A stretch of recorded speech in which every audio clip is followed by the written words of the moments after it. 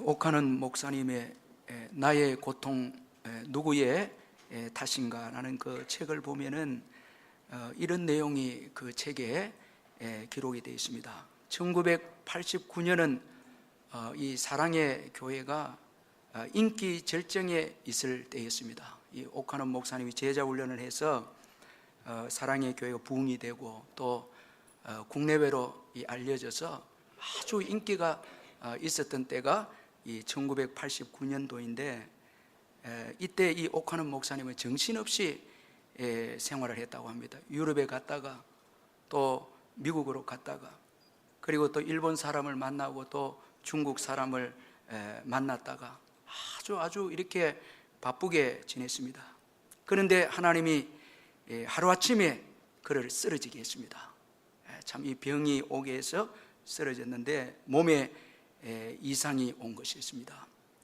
그때 이 옥하는 목사님이 주님 제게 왜 이러십니까? 주님의 일을 하느라 그렇게 정신없이 제가 이리 뛰고 저리 뛰었는데 왜 나에게 병을 주었습니까? 그렇게 원망 아닌 이제 원망을 하게 되었습니다. 그러나 조금 지나서 이 목사님이 고통 중에 하나님의 음성을 듣길 원했습니다. 자, 여러분, 이 고통이 올 때는 하나님의 음성을 듣는 게 중요합니다. 그래서 목사님은 말씀을 읽으면서 이 목사님 마음에 들려주시는 하나님의 음성을 듣기를 원했는데 그때 하나님께서 들려준 음성이 기이한 사랑이 이 음성이었습니다. 기이한 사랑. 아주 이건 특별한 사랑이라는, 특별한 사랑이라는 음성을 들려주었습니다. 너는 고통스러워 불평하지만은 너 이거 하나 알아야 해. 내가 얼마나 기이한 사랑을 받고 있는지를 알아야 해. 너가 너무너무 이 특별한 사랑을 받고 있는 것을 알아야 해. 이 음성을 들려준 것이었습니다. 고통을 통해서 하나님이 이 옥 목사님을 특별히 만나 주신 것이었습니다. 그뿐만 아니었습니다. 하나님은 그에게 고통당하는 이유도 또 말씀해 주었습니다. 하나님은 그에게 병을 주신 것은 더 큰 위험을 사전에 막기 위함이었습니다. 여러분들, 우리 영적 지도자에게 있어서 가장 무서운 것은 영적 침체입니다. 이 메마름, 이 번아웃 되는 영적 침체가 최고 위험한데 이 옥 목사님이 이제 인기가 생기고 교회도 성장하다 보니까 뭐 여기저기 쭉 다닙니다. 그러니까 결정적으로 여러분 약해지는 게 기도 시간이 약해지고 그 다음에 말씀을 읽는 시간이 없습니다. 그러니까 여러분 자꾸 사역만 하고 기도 없고 말씀이 없으면 이거 메말라 가거든요. 이걸 하나님이 보시고 병을 주어서 이제 일을 내려놓도록 그렇게 했습니다. 그래서 이 옥 목사님은 고통 중에 이 하나님께서 더 위험한 것을 막기 위해서 병을 주셨다는 것을 깨닫고 이렇게 고백을 했습니다. 하나님, 그렇군요. 제가 계속 뛰었더라면 나도 모르게 벼랑에서 굴러 떨어졌을 텐데 병을 가지고 낚아채듯 나를 잡아주셨군요. 정말 감사합니다. 이렇게 그 책에서 고백했습니다. 그 유명한 새 에덴 교회 그 담임하시는 소광성 목사님도 제가 책을 보니까 얼마나 일을 많이 하고 참 교회를 위해서 일을 하다가 입에 풍이 온 거예요. 이건 치명적인 참 이 고통이 아닙니까? 이 설교도 잘 못하고 그 어려움을 겪었는데 그때 이분이 깨닫기를 그때 그 병을 주지 않았다면 이분이 한창 이 한국 교회를 위해서 막 일할 때인데 하나님이 그때 딱 내려놓게 하지 않았다면 지금 말씀과 기도보다는 일하는 대로 푹 빠져버렸다는 거예요. 그래서 너무너무 그 타이밍이 고맙다는 거예요. 하나님께서 병을 주셔서 겸손하게 주님 의지하고 한창 이름이 뜰 때거든요. 이때 다 내려놓고 주님의 은혜 깨닫고 참 주님을 바라봤다. 그렇게 그가 간증을 했습니다. 이 옥하는 목사님이 한국 교회에 참 귀하게 쓰임받는 그 목회자가 된 데에는 그 배후에는 이 고통을 통해 주어진 하나님의 특별한 사랑입니다. 참 본인은 힘드는데 그 하나님은 고통을 통해서 사랑을 주어서 아주 겸손하게 한국교회에 참 너무너무 귀하게 섬길 수 있도록 그렇게 목사님을 인도해 주셨습니다. 여러분, 고통은 잘못된 길로 가는 것을 막아줍니다. 그리고 고통은 주님의 음성을 듣게 합니다. 참 이게 큰 축복입니다. 그래서 C.S. 루이스는 이 고통은 하나님의 이 목소리의 확성기다 이렇게 말했습니다. 고통이 올 때 하나님의 음성을 크게 듣는다는 거예요. 고통이 없을 때는 하나님의 말씀을 크게 듣지 않는다는 거예요. 이 다 교만하기 때문에 그렇습니다. 그러나 고통을 통해서 겸손해질 때 주님의 음성을 진지하게 듣게 되고 또 깊이 듣게 됩니다. 또 거기에 모든 것을 걸고 듣습니다. 하나님의 말씀에 내 인생이 있다. 이걸 걸고 듣습니다. 그러니까 고통은 분명 하나님의 사랑이고 이 고통은 축복입니다. 오늘 본문은 사사시대 이스라엘 자손들이 또다시 하나님께 범죄하는 그 내용으로 시작하고 있습니다. 오늘 본문 사사기 6장 1절을 보면 이스라엘 자손이 또 여호와의 목전에 악을 행하였다 그렇게 말씀하고 있습니다. 자, 다시 범죄한 이스라엘 자손입니다. 이 어게인 다시 범죄했다는, 또다시 여기 악을 행하였다. 이건 우상숭배입니다. 또다시 우상숭배했다라는 것입니다. 자, 여러분, 이 사사기에 보면은 반복해서 죄를 짓게 되는데 왜 이렇게 이 반복해서 죄를 지었을까? 자, 우리가 이 몇 가지로 특별히 주기적으로 범죄한 것을 통해서 한번 살펴보면은 먼저는 지속적인 번영 때문입니다. 자, 여러분, 오늘 본문의 앞장인 이 사사기 5장 마지막 부분을 보면은 여호와여 주의 원수들은 다 이와 같이 망하게 하시고 주를 사랑하는 자들은 해가 힘있게 도둠 같게 하시옵소서 하니라. 그 땅이 40년 동안 평온하였더라. 자, 분명히 여러분 주님을 사랑하는 역사가 있었습니다. 이로 인해서 번영이 주어집니다. 자, 평온도 40년 지속이 됩니다. 자, 그러면서 오늘 보면 6장에 들어와서 이제 또 타락합니다. 자, 여러분, 이 지속적인 번영은 축복이면 틀림없지만은 이 지속적인 번영은 또 타락의 위험성이 있습니다. 자, 이 번영이 지속되면 평온도 지속되면 신앙이 이제 해이해지게 되어지고 우리가 타락하게 되는 아주 중요한 그런 위험성이 있습니다. 이번에 우리 중국 선교사님들하고 대화를 하는데 제가 아주 참 새로운 사실을 한 가지 알게 되어졌는데 중국 교회도 거의 성장을 멈춰간다는 거예요. 제가 물었거든요. 지금 너무 이 공산주의 공안이 너무 핍박을 하고 두려워서 신앙이 점점 이 예수 믿는 사람들이 이 성장이 멈춰집니까? 물으니까 그게 아니다는 거예요. 그 선교사님이 아주 충격적인 이야기를 하는데 중국의 부의 성장이라는 거예요. 이거 겁나거든요. 중국이 이제 점점 돈이 많아진다는 거예요. 그러니까 사람들이 예수 안 믿는다는 거예요. 중국도 그래서 이제 예수 믿는 성장이 더뎌진다는 거예요. 여러분, 우리가 선교학적으로 보면은 2만 달러, 3만 달러가 되는 국가는 이제 그 부흥과 성장이 식어집니다. 이게 번영으로 인한 신앙의 해해짐입니다. 참 이게 무서운 것입니다. 자, 여러분, 오늘 이 지속적인 번영으로 인해서 물질이 많아짐으로 인해서 갈급함이 식어지고 점점 신앙이 여러분 식어질 때 조심해야 됩니다. 평안의 때에 조심하시길 바랍니다. 이 평안의 때에 조심하고 보이는 것을 더 사랑할 수 있는 위험이 있기 때문에 이때 깨어 있어야 됩니다. 그리고 또 지속적인 여기 이 범죄, 또다시 범죄한 또 이유는 뭔가?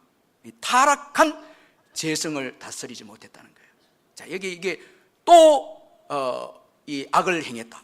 또라는 이 말씀 속에 이미 죄인이라는 거예요. 죄성을 가진 여러분 인생들이라는 거예요. 이스라엘 자손들이 하나님을 믿었지만 그는 죄성을 가지고 있다. 또 범죄했다. 또 악을 행했다. 이건 죄성을 갖고 있다는 거예요. 여러분, 이거 우리가 잊지 말아야 됩니다. 오늘 우리들도 예수를 믿고 구원을 받았지만 죄성이 있습니다. 우리에게는 여러분 숨겨진 그 죄성이 있기 때문에 이 죄성을 성령의 도움으로 다스리지 않으면 또 범죄하게 됩니다. 이거 조심해야 되거든요. 자, 저와 오늘 여러분이 구원을 받았지만 여러분 죄성이 있기 때문에 하나님의 말씀과 기도로 전신갑주를 취하지 아니하면 또 범죄할 수 있다는 거예요. 여러분, 이건 아주 중요한 것입니다. 이제 오늘부터 휴가가 이제 시작되는데, 여러분 휴가 기간 동안에 이제 막 성경도 완전히 내려놓고 이제 막 출발하겠다고 이러면 안 됩니다. 여러분 이 휴가 기간 동안에도 말씀과 기도의 시간을 먼저 내시길 바랍니다. 예배도 뭐 내려놓고 말씀도 기도도 없이 제가 이제 다음 주나 그 다음 주 한번 보겠는데 말씀도 안 보고 기도도 안 보고 해서 여기 와서 졸고 하품이나 하고 있고 막 이래. 영적으로 완전히 여러분 이게 다운이 돼서 그러면 안 됩니다.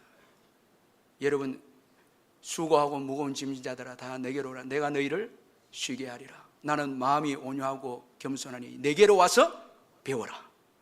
자, 내 짐은 쉽다. 자, 쉼은 예수님께 있습니다. 예수님께 배울 때 쉼이 있고 예수님께 배울 때 자유가 있고 그리고 예수님께 배울 때 거기에 여러분 우리 영육이 회복이 있습니다. 예수님 떠난 휴가는 있을 수 없습니다. 그래서 먼저 예배 드리고 말씀과 기도로 시간 갖고 그 다음에 자연을 또 즐기고 문화도 여러분들이 그 문화를 통해서 또 감동도 받고 이건 너무너무 중요합니다. 사탄은 우는 자처럼 삼킬 자를 찾고 있다. 이건 저와 여러분이 그 누구도 예외가 될 수 없습니다. 그 다음에 또 범죄했다. 이건 아주 중요한 원인입니다. 바로 형식적 신앙입니다. 여러분 이게 오늘 너무너무 우리에게 교훈을 주는 귀한 말씀인데, 자, 여러분 오늘 그 1절을 우리 같이 한번 읽어보겠습니다. 1절 말씀을 한번 같이 읽어보겠습니다. 시작. 이스라엘 자손이 또 여호와의 목전에 악을 행하였으므로. 자, 여기까지인데 이스라엘 자손이 또 여호와의 목전에 악을 행하였으므로. 자, 이 말씀은 너무너무 오늘 하나님 마음을 아프게 하는 말씀인데, 자, 오늘 범죄한 우상 숭배한 자들을 소개하기를 이스라엘 자손이다 소개합니다. 그런데 그들의 삶은 우상을 섬기고 있습니다. 자, 그 모습은 이스라엘 자손입니다. 이스라엘이 여러분 어떤 이름의 뜻입니까? 여호와와 겨루어서 이겼다. 영광스러운 이름입니다. 이스라엘 자손이, 이름은 이스라엘 자손인데 삶은 우상을 섬겼다. 이거 범죄했다, 우상을 섬겼다는. 자, 겉은 신앙인인데 삶은 신앙인이 아니다는. 이건 너무너무 제가 말씀 묵상하면서 제게 아주 이 충격을 주고 찌른 말씀이었습니다. 제가 언젠가는 개그 프로를 한번 보면서 이 개그를 하는데 너무너무 제가 이건 웃을 일도 아니고 아주 충격받은 그런 개그 그 내용을 제가 보게 되었는데, 이런 내용입니다. 요셉 스님 이렇게 하는 거예요. 뭐 별로 감동이 지금 없는. 자, 이름은 요셉인데 뭐가 된 거예요? 스님이 된 거예요. 이거 개그입니다. 자, 오늘날 여러분 예수 이름 너무 많이 짓습니다. 전부 다 자녀들 예수 이름 짓는데 그들에게 신앙이 없으면 겉은 예수 믿지만 삶은 우상 숭배입니다. 불신앙입니다. 여러분 이거 어떻게 하랍니까 여러분? 자, 여러분 이스라엘 자손이 악을 행하여 우상 숭배했다. 이건 있을 수가 없습니다. 이스라엘 백성이거든요. 하나님을 섬겨야 되죠. 우상을 섬기면 하나님께서 지금 가슴을 찢으면서 표현한 말씀이 이스라엘 자손이 우상을 섬겼다. 이건 있을 수가 없습니다. 자, 예수 믿는 사람이 어떻게 우상을 섬길 수 있습니까? 자, 그런데 놀라운 것은 여기에 여호와의 목전에서 악을 행하였다. 자, 이건 더 심각합니다. 주님이 보십니다. 주님이 보셨는데 그들은 주님을 보지 못했습니다. 임재가 없습니다. 신앙의 임재가 없습니다. 주님과 동행도 없습니다. 임재도 없고 동행도 없습니다. 주님은 보고 있었지만 그들은 주님을 보지 못했습니다. 자, 여러분 요셉은 하나님도 그를 보았고 요셉도 하나님을 보았습니다. 그래서 보디발 아내 유혹을 물리쳤습니다. 자, 이 하나님께 신전 의식, 주님 임재를 경험한 요셉입니다. 주님이 함께 하신다는 거예요. 어떻게 죄를 지을 수 있느냐라는 거예요. 그런데 여기는 주님을 보지 못했습니다. 형식적 신앙입니다. 자, 형식적 신앙이 돼버렸습니다. 자, 여러분, 주님은 보시는데 이스라엘 백성들은 주님을, 불꽃 같은 눈으로 보는 주님을 보지 못했습니다. 저와 여러분이 죄를 지었는데 보니까 예수님은 보고 계시는데 우리는 예수님을 못 봤어요. 죄 짓습니다. 그렇게 살아왔거든요. 하나님이 보시는데도 의식하지 못하고 불신앙으로 살아갑니다.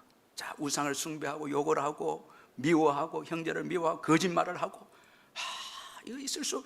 그 다음에 세상을 사랑합니다. 자, 주님은 보고 있는데 우리는 보지 못한다는, 이건 임재가 결여된 신앙입니다. 동행도 없습니다. 주님과 동행도 없습니다. 우리 옛날 선배들이 신앙생활 때 주님과 동행을 하면서 우리 손야원 목사님 같은 경우에는 언제 주님이 오시나, 저 구름만 봐도 주님이 오시지 않을까, 늘 주님의 임재 가운데, 그래서 두려움 가운데 살고 거짓말도 하지 않고 이렇게 사셨습니다. 전부 다. 이건 주님의 임재와 주님의 동행을 경험한 신앙입니다. 그런데 오늘 이스라엘 백성들에게 이런 신앙이 없습니다. 자, 여러분, 이 로마가 망할 때에 이 그리스도인들과 세상 사람들의 딱 구별점이 한 가지밖에 없었습니다. 그게 뭔가 하면 주일에 그리스도인들이 교회에 성경책을 들고 오는 것, 그 외에는 다 똑같았습니다. 안 믿는 자나 믿는 자나 똑같다는 거예요. 정욕대로 살고 술 마시고 다 원하는 대로 하는 거예요. 로마 멸망 때 그리스도인은 로마에게 아무런 도움을 주지 못했습니다. 자, 오늘 저와 여러분이 조국에 대한 책임이 있습니다. 오늘 우리 그리스도인들이 어떻게 사느냐 따라서 조국의 형망성쇠가 달려 있습니다. 아멘. 오늘 우리는 그렇게 살 수 없습니다. 제가 이 본문을 보니까 그렇게 살 수 없는 거예요. 저도 너무너무 부끄럽고 회개했습니다. 자, 여러분, 소돔과 고모라가 멸망할 때에 결정적인 것이, 소돔 고모라의 죄악이 많은 것도 여러분 무서운 것이었지만은, 그러나 의인이 10명 없었던 것, 의인이 없었던 것이 문제였습니다. 자, 여러분, 오늘 겉은 예수 믿는데 삶은 세상과 똑같다면 주님은 이 민족에 대한 여러분 이 번영, 이걸 약속하지 못합니다. 오늘 저와 여러분이 형식적 신앙에 매여 있는 것, 최근에 미국에 부흥되는 교회 책을 보니까 젊은이들이 형식적인 교회는 절대 안 간다는 거예요. 전부 주님의 임재가 있는 교회입니다. 주님이 살아계심을 보는 교회. 거기에 사랑이 있고 섬김이 있고 정직이 있고 주님과 동행하는 교회에 몰린다는 거예요. 이건 옳은 거죠. 전통을 고집하고 그게 권위주의고 이런 데는 부흥이 안 된다는 거예요. 주님 동행함으로 인해서 주님을 위하고 복음을 위해서 헌신하고 생애를 드리고 이런 교회에 부흥이 된다는 거예요. 주님과 동행이 있고 주님의 임재가 있는 것입니다. 자, 저는 성도들 가운데 최고 부러운 성도들이 주님과 동행하고 임재가 있는 성도들. 그분이 오면 이 분위기가 성령이 따뜻함이잖아요. 성령이 함께 하시고 성령이 주관하시고 다스리고, 이 얼마나 최고의 영광스러운 거예요. 성령이 오면 이 냉랭한 것이 떠나가고 뜨거움의 역사가 있고 이 축복의 역사가 있지 않습니까? 자, 여러분, 그래서 바울은 형식적인 신앙을 최고 경계를 했는데, 디모데후서 3장 5절에 보면 경건의 모양은 있으나 경건의 능력은 부인하니 이 같은 자들에게서 내가 돌아서라, 이렇게 말씀하고 있습니다. 여러분, 하나님은 하나님께 범죄한 이스라엘 백성들을 그냥 내버려 두지 않았습니다. 그들을 징계하셨습니다. 오늘 본문 1절 2절에 보면은 이스라엘 자손이 또 여호와의 목전에 악을 행하였으므로 여호와께서 7년 동안 그들을 미디안의 손에 넘겨주시니 미디안의 손이 이스라엘을 이긴지라. 참 여러분, 너무너무 참 귀한 말씀입니다. 아주 중요한 말씀인데, 먼저는 하나님은 이스라엘을 신실하게 사랑하셨습니다. 자, 이게 복음입니다. 너무너무 놀라운 은혜입니다. 지금 이스라엘은 우상 숭배로 인해서 하나님을 잊었지만 하나님은 잊었습니다. 그런데 하나님은 이스라엘을 잊지 않았습니다. 징계하고 계십니다. 이건 아주 특별한 주님의 사랑입니다. 이스라엘은 잊어버렸습니다. 그런데 하나님은 잊지 않고 아픔을 가지고 지금 사랑하고 있습니다. 여러분, 이 사랑은 간섭입니다. 우리가 중고등부 아이들이나 사춘기 아이들에게 최고 싫어하는 게 간섭하는 건데, 간섭하지 말라고 이렇게 하는데, 사실 여러분, 최고의 사랑은 간섭이고 최고의 저주는 내버려둠입니다. 자, 하나님께서 내버려두면요, 이건 여러분, 이건 저주고 심판입니다. 하나님께서 내버려두면 이건 불행합니다. 그 어떤 성도들 보면 조금만 어려움 당하면 하나님께서 징계하시고 때리시고 해서 믿음으로 이렇게 살게 하도록 인도하는 거 보면 참 고달프기도 하지만 주님 앞에 섰을 때는 그게 상급이거든요. 다 그게 은혜거든요. 어떤 분들은 주님을 떠나서 뭐 잘되고, 이건 여러분 저주입니다. 이건 여러분 사생자입니다. 잘못하던 대로 잘 되는 거, 이건 문제입니다. 큰일 납니다. 이건 여러분 마지막에 큰일 나는 거예요. 그런데 그의 자녀들은 잘못할 때 주님이 간섭하시는데 내버려 두지 않은 거예요. 자꾸 문제를 일으켜서 회개하고 돌아오도록 아픔을 주고, 이렇게 해서 또 말씀을 붙잡게 하고 기도하고 이렇게 하거든요. 자, 이게 은혜입니다. 로마서 1장 24절 25절에 보면, 그러므로 하나님께서 그들을 마음의 정욕대로 더러움에 내버려 두사 그들의 몸을 서로 욕되게 하게 하셨으니 이는 그들이 하나님의 진리를 거짓 것으로 바꾸어 피조물을 조물주보다 더 경배하고 섬김이라. 내버려 두니까 아주 무서운 이 동성애도 나옵니다. 이건 여러분, 이건 너무너무 무서운 거예요. 그런데 하나님께서 우리가 죄 지을 때에 징계를 주어서 돌아오게 하는 거, 이거 은혜입니다. 저와 여러분들이 오늘 이렇게 신앙생활을 하는 거, 이거 주님의 은혜입니다. 그의 간섭하심 때문에 오늘 우리가 있습니다. 그리고 하나님께서 사람들과 환경을 주관하십니다. 자, 미디안을 이기게 하신지라. 하나님께서 미디안도 주관하셔서 자, 이스라엘 백성들을 징계하고 있습니다. 그러니 여러분, 국가도 권세자도 사람도 모두가 하나님의 손에 있습니다. 다 하나님이 주관합니다. 여러분, 이거 깨닫고 믿으시길 바랍니다. 저 사람을 두려워하거나 그럴 필요 없습니다. 다 하나님의 손 안에 있습니다. 따라서 승리와 패배가 주님께 있고 또 흥망성쇠가 주님께 있습니다. 나의 승리와 나의 패배가 하나님께 있습니다. 다 하나님께 속해 있습니다. 자, 여러분, 이 미디안, 과거의 이스라엘 백성들보다 아주 연약했던 자들입니다. 그 민수기 31장 7절에 보면 그들이 여호와께서 모세에게 명하신 대로 미디안을 쳐서 남자들을 다 죽였고, 광야에서 이스라엘 백성들이 미디안 남자들 다 죽였습니다. 그런데 오늘 여러분, 이 미디안이 또 강성해져서 이스라엘을 이기게 됩니다.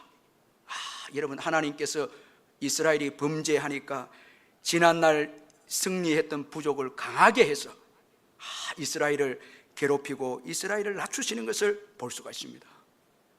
이게 얼마나 두렵습니까, 여러분?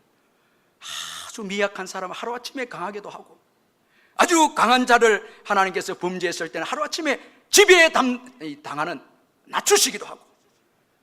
여러분, 이거 잊지 말아야 됩니다. 우리가 멸시했던 자들이 갑자기 높아질 수도 있고, 그래서 우리를 대항할 수도 있습니다.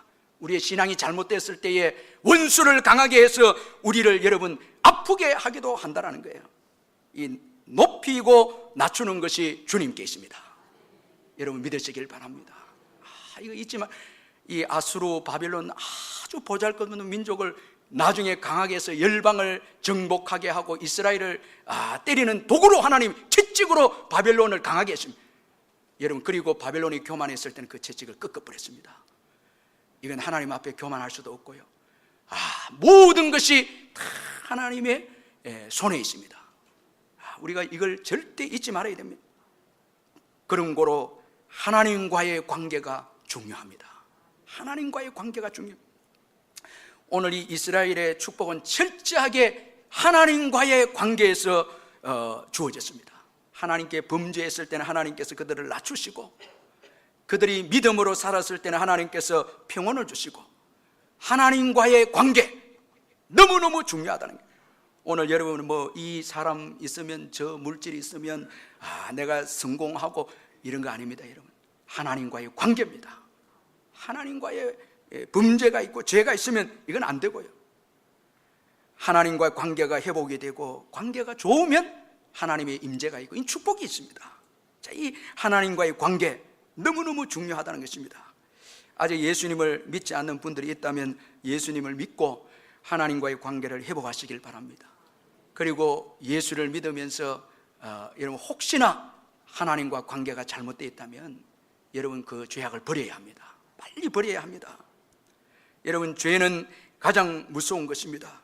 좋은 것을 잃게 하는 것이 죄고 패배를 가져오게 하고 적들과 당당하게 싸워야 할 때 숨게 만드는 것이 죄입니다. 자, 이스라엘이 하나님 앞에 올바로 살았다면 미디안 같이 싸우면 되죠, 담대하게. 그런데 범죄했기에 그는 숨습니다. 이게 죄가 주는 아주 치명적인 불행입니다. 죄는 궁핍하게 하고 죄는 여러분 지배받게 하고 종이 되게 하고 이 죄는 여러분 우리로 하여금 당당함을 빼앗아갑니다. 이 그리스도인들이 죄 지으면 당당하게 없습니다. 전부 숨게 됩니다. 자, 그런 거로 여러분 우리가 이 죄를 버리고 하나님과의 관계를 올바로 하는 것이 최고의 축복임을 믿으시길 바랍니다. 여러분, 이번 휴가 기간에도 하나님과의 관계가 올바른가 올바르지 않는가 시간을 좀 내서 여러분들이 점검도 하고 이렇게 할 때에 겨우 이 가을에 영적인 열매를 맺게 되는 것입니다. 자, 여러분, 하나님과의 관계를 내가 지금 올바로 하고 있는가 관심을 여러분 꼭 가지시되 문제가 주어질 때 다른 방법만 강구해서는 안 됩니다. 자꾸 문제가 주어질 때 이스라엘 백성들이 처음에는 자, 여러분 오늘 보면 2절을 보면 미디안의 손이 이스라엘을 이긴지라 이스라엘 자손이 미디안으로 말미암아 산에서 웅덩이와 굴과 산성을 자기들 위하여 만들었으며, 자, 여러분 자기 힘으로 웅덩이를 파고 굴을 여러분 만들고 산성을 만든다 해서 승리합니까? 그렇지 않거든요. 노력한다고 해서 오늘 하나님의 징계 이거 해결할 수 없습니다. 하나님께 나와서 회개하고 죄악을 버리지 않는 한 여러분 결단코 우리에게 주어진 문제 이거는 해결될 수가 없습니다. 자, 우리의 인간적인 처세와 행동은 다 내려놓고 다 문제가 있을 때는 모든 것을 내려놓고 주님을 의지하고 주님께 나아갈 때 거기에 주님의 회복하심이 있음을 믿으시길 바랍니다. 다 내려놓는, 너무 집착하지 말고 문제에 집착하지 말고 미디안에도 집착하면 안 됩니다. 같이 싸우려고 하지도 말고 그건 다 내려놓고 여러분 하나님께 나가야 합니다. 자, 여러분 오늘 마침내 극심한 고난이 주어졌을 때 이스라엘 백성들이 이제 모든 것을 내려놓고 하나님께 나와서 부르짖기 시작합니다. 자, 여러분 6절에 보니까 이스라엘이 미디안으로 말미암아 궁핍함이 심한지라 이에 이스라엘 자손이 여호와께 부르짖었더라. 여러분 이 신앙이라고 하는 것은 우리가 한계에 부딪힐 때 나오는 것입니다. 의지할 것이 다 사라질 때 그때 여호와의 신앙이 나옵니다. 아주 귀한 신앙이 나옵니다. 자, 내가 처세하고 좀 의지할 거 있을 때는 여호와만 의지하고 부르짖는 신앙이 잘 나오지 않습니다. 그런데 미디안을 통해서 이제는 더 이상 자신의 힘으로 감당할 수 없었을 때 그때 이제 하나님께 나와서 부르짖습니다. 자, 하나님은 궁핍한 가운데 겸손하게 부르짖는 이스라엘 백성들의 이 기도를 외면하지 않았습니다. 여러분, 하나님은 자비의 하나님이십니다. 긍휼의 하나님이십니다. 부르짖어 기도할 때 하나님께서 응답하시고 축복하십니다. 그래서 이 마틴 루터는 의로운 척하는 위선자들의 기도보다 죄인들이 하나님을 향해 아우성치는 것을 하나님이 더 즐겨 들으신다, 그런 말이었습니다. 아주 통곡하면서 부르짖는 이 기도, 하나님께서 그 기도에 긍휼을 베풀어 주신다는 것입니다. 자, 오늘 아주 고통해하면서 부르짖었을 때 하나님께서 응답해 주시는데 아주 오늘 본문에 놀라운 것은 하나님께서 먼저 선지자를 보내주셨다는 것입니다. 자, 여러분 이 사사기 6장 전에는 이스라엘 백성들이 범죄하고 우상 숭배했을 때 하나님은 사사를 보내서 바로 구원해 주었습니다. 바로 건져 주었습니다. 그런데 6장에 들어와서는 이 미디안을 바로 해결해 주기보다 먼저 하나님께서 말씀해 주셨습니다. 먼저 말씀해 주셨습니다.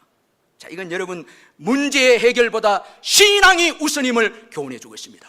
문제 해결보다 미디안을 지금 해결해 주는 것보다 더 중요한 것이 신앙이라는 거예요. 이걸 지금 하나님께서 깨닫게 하시기 위해서 선지자를 먼저 보내셨습니다. 자, 여러분 우리가 이 성숙한 부모를 보면 자녀들이 문제가 생겼을 때는 문제의 원인을 먼저 깨닫게 합니다. 무조건 좀 성숙하지 못한 부모는 문제 해결부터 해줍니다. 돈을 계속 주거나 이렇게 해서 아이들이 그 문제의 원인을 모르는 채 이렇게 되도록 만듭니다. 그런데 성숙한 부모는 문제 해결보다 먼저 왜 문제가 발생했는가, 왜 문제가 주어졌는가, 이거 먼저 깨닫게 한다는 거예요. 자, 오늘 하나님께서 이 이스라엘 백성들, 계속해서 범죄하는 이스라엘 백성들 선지자를 통해서 미디안을 먼저 해결해 주기보다 그들의 잘못을 먼저 깨닫게 해 주었습니다. 자, 이 두 가지인데, 자, 우리 먼저는 지금 차지한 땅이 하나님의 은혜로 얻었다라는 것을 지금 깨닫게 해주고 있습니다. 우리 8절 9절 가사를, 이 뜻을 한번 생각하면서 성경을 한번 같이 읽어보겠습니다. 8절 9절 한번 읽습니다. 시작. 여호와께서 이스라엘 자손에게 한 선지자를 보내시니 그가 그들에게 이르시되 여호와께서 이같이 말씀하시기를 이스라엘의 하나님 내가 너희를 애굽에서 인도하여 내며 너희를 그 종 되었던 집에서 나오게 하여 애굽 사람의 손과 너희를 학대하는 모든 자의 손에서 너희를 건져내고 그들을 너희 앞에서 쫓아내고 그 땅을 너희에게 주었으며. 자, 이 8절 9절을 요약하면 내가 가나안 땅을 주었다는 거예요. 그런데 너희들이 왜 우상 숭배하고 있느냐는 거예요. 자, 여러분 오늘 예수님을 믿음으로 우리가 모든 축복을 지금 누리고 있습니다. 죄사함의 은혜와 영생과 예수님 때문에 하나님의 자녀가 되었고 또 하나님의 자녀가 되었기에 천국을 상속받게 되었고 하늘의 신령한 기쁨과 평안을 누리고 물질의 복도 다 우리가 지금 누리고 있습니다. 자, 이걸 누리고 있으면서 하나님의 은혜를 저버리고 우리가 세상을 사랑하고 세상의 것들을 의지한다면 이건 잘못된 것입니다. 아멘. 이건 잘못된 것입니다. 다 지금 너희들이 누리는 이 가나안 땅은 내가 준 것이라는 거예요. 하나님께서 주셨다는 거예요. 애굽에서 건져내었고 그리고 악한 대적들, 그 가나안 땅으로 오는 여정의 대적들을 다 하나님께서 해결해 주셨고 그리고 가나안 또 거민들도 몰아내 주시고 그렇게 해서 이 가나안 땅을 너희에게 주었다. 그런데 너희들은 지금 우상을 숭배하고 있다. 이게 잘못됐다는 거예요. 자, 여러분 모든 것이 다 주님의 은혜입니다. 자, 여러분 오늘 우리가 가지고 소유하고 누리는 거 한번 돌아보면 주님의 은혜거든요. 주님의 축복입니다. 그 유명한 성경 교사인 이 브루스 윌킨슨이 계시는데 이분이 성경을 가르치고 성경 공부에 필요한 자료와 훈련을 제공하는 아주 참 중요한 그 사역을 하는 분인데 그런데 25년쯤 지나서 사역에 문제가 생겼습니다. 그래서 사역을 떠나야 할 지경에 처하게 되었습니다. 그때 하나님은 그를 아프리카로 가라, 아프리카로 가라고 그렇게 말씀해 주는데 인간적으로 보면 이건 아프리카에 갈 상황이 아닙니다. 미국에 있어서 그 사역의 문제를 자기가 해결하고 하는 것이 자기 생각에 맞는데 하나님께서 아프리카로 가라 그렇게 말씀하셨습니다. 그래서 하나님이 말씀하시니까 아프리카로 이제 가게 됐는데 거기서 목격한 것이 이 에이즈의 참혹한 현상이었습니다. 이 1,300명 아이들이 죽어나가고 그리고 해마다 8,000명의 사람이 죽어나가는 것을 보고 완전 속수무책이었습니다. 이 아프리카에 가서 보니까 이거 미국에서 고민하고 하는 문제는 아무것도 아닌 거예요. 참 참담하게 죽어가는 아이들을 바라보면서 아무것도 할 수 없는 자신의 모습을 보면서 하나님 앞에 부르짖어 기도합니다. 기도가 달라지는 거예요. 아주 부르짖어 기도하는데 하나님 도와주십시오. 이들을 섬길 수 있도록 물질을 주옵소서. 하나님 앞에 눈물 뿌리면서 부르짖어 기도하는데 그때 기도하며 하나님께서 특별한 지혜로 주셔서 쓴 책이 이 야베스의 기도라는 이 완전 베스트셀러를 뛰어넘어서 밀리언셀러입니다. 여러분 이 한국교회도 큰 영향을 준 이 야베스의 기도를 그때 하나님의 지혜로 이제 썼습니다. 그리고 그 책이 아주 엄청나게 팔려지면서 그 책의 판매 수익으로 아프리카 선교단체를 세웠고, 그는 요하네스버그로 이사를 가서 아프리카 어린이를 섬기는 사역을 시작하게 되어졌습니다. 여러분, 하나님께 모든 것이 있습니다. 하나님께 축복이 있습니다. 우리가 이런 은혜를 받고 오늘까지 오지 않았습니까? 그런데 여러분, 우리가 이 주님을 버리고 여러분 세상을 사랑하는 우상을 섬길 수가 없죠. 자, 그리고 두 번째 선지자를 통해서 주신 책망과 교훈은 바로 여호와 하나님이 너희의 하나님이시다는 거예요. 너희의 하나님이시다는 거예요. 자, 10절 우리 같이 한번 읽어보겠습니다. 10절 시작. 내가 또 너희에게 이르기를 나는 너희의 하나님 여호와이니 너희가 거주하는 아모리 사람의 땅의 신들을 두려워하지 말라 하였으나 너희가 내 목소리를 듣지 아니하였느니라 하셨다 하니라. 자, 여러분, 아주 중요한 메시지가 여러분 바로 여호와 하나님이 하나님이시다는 거예요. 바알도 아세라도 아니고 오직 여호와 하나님만이 너희의 하나님이시다는 거예요. 고로 그 하나님을 의지하고 경배하고 그 하나님을 증거해야 될 사명이 이스라엘 백성들에게 있다는 거예요. 여러분, 예수 그리스도 그분만이 구원자이십니다. 예수만이 참 하나님이십니다. 예수만이 전능하신 하나님이십니다. 그분만을 섬기고 높이고 전해야 될 사명이 우리에게 있습니다. 그런데 이 예수님을 버리고 세상을 사랑하고 세상의 것들을 의지하는 것에 대해서 여러분 하나님께서 책망하고 있습니다. 자, 이 가나안 땅의 신들은 신이 아니다라는 거예요. 오직 여호와 하나님만이 참 신이다는 거예요. 그 가나안 땅의 신들 두려워하지 말라는 거예요. 두려워 말하는 거예요. 여러분, 모든 우상 숭배의 배경에는 두려움이 있습니다. 사람이 두렵기 때문에 사람이 우상이 되고, 자녀가 두렵기 때문에 자녀를 때문에 신앙생활을 못하고, 자, 상사가 두렵기 때문에 직장에서 믿음 생활을 못하고 주의를 성수하지도 못하고, 모든 배후에는 두려움이, 여러분, 두려움이 우상 숭배의 원인입니다. 모든 배후에는 두려움이, 사탄은 두려움을 통해서 우상 숭배, 전부 다 여러분 우상 숭배를 보십시오. 전부 두려움을 주어서 안 섬기면 안 되도록. 그러나 예수 그리스도 그분은 그 두려움에서 자유하게 하시는 분이십니다. 아멘, 아멘. 여러분, 두려움을 몰아내시기를 주의 이름으로 축원합니다. 어떤 환난과 핍박이 있어도 여러분 두려움을 몰아내시길 바랍니다. 여러분, 두려움에 매이면 우상 숭배, 돈을 좋아하고 전부 다 매이면 이 돈 없으면 안 되고, 이 집 없으면 안 되고, 이 자녀 없으면 안 되고, 전부 두려움입니다. 그러나 여러분, 예수 그리스도 그분은 우리의 두려움을 몰아냅니다. 자유하게 합니다.